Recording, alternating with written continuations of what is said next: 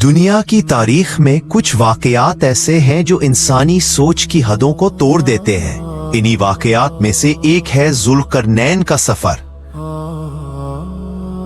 वो बादशाह जिन्हें अल्लाह ने ताकत भी दी और हिकमत भी, और फिर याजूज और माजूज, वो कौम जिनका जिक्र सूरतुल कहफ में मौजूद है।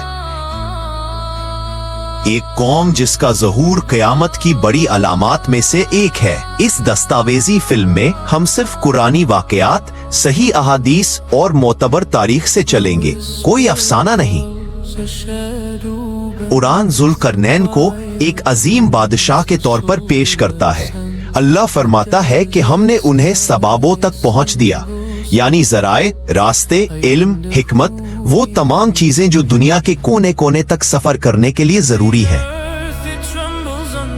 लेकिन कुरान उनका असल नाम नहीं बताता, ना ही उनकी कौम का जिक्र करता है। सिर्फ उनकी शख्सियत एक मुमिन, आदिल और ताकतवर हुक्मरान के तौर पर बयान की गई है। यही उनकी अजमत थी। उलमा की राय के मुताबिक उनका मकाम किसी आम फौजदार या कैदी से बुलंद था। वो अल्लाह से ताल्लुक रखने वाले इंसान थे।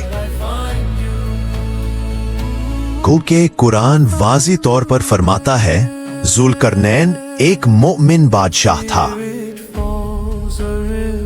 कुरान बताता है कि जुल्करनैन सबसे पहले मगरिब की तरफ रवाना हुए। वो एक ऐसी जगह पहुंचे जहां सूरज उन्हें ऐसे गुरूब होता नजर आया जैसे किसी कीचड़ भरे चश्मे में डूब रहा हो। याद रखें, कुरान ने सूरज मिसालन कीचड़ में डूबता है नहीं कहा, बल्कि जुल्करनैन की नजर से मंजर बयान किया गया।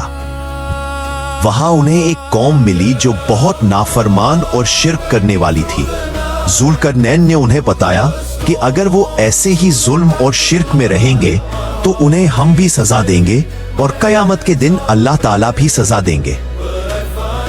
लेकिन जो नेक अमल करेंगे उन्हें अच्छा बदला मिलेगा, हमसे और अल्लाह से भी। यहाँ उनके पास पूरी ताकत थी कि वो सजा दें, लेकिन उन्होंने इंसाफ का रास्ता अपनाया और लोगों की इस्लाह की कोशिश की।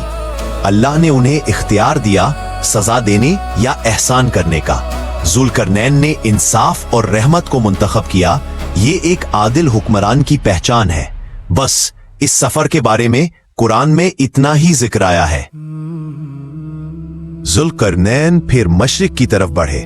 वहां उन्हें एक ऐसी कौम मिली जिसके पास सूरज से बचने का कोई साया नहीं था, ना दीवारें, ना छांव, ना कोई पर्दा। यानी वो लोग बिल्कुल सादा और सीधी जिंदगी गुजारने वाले थे।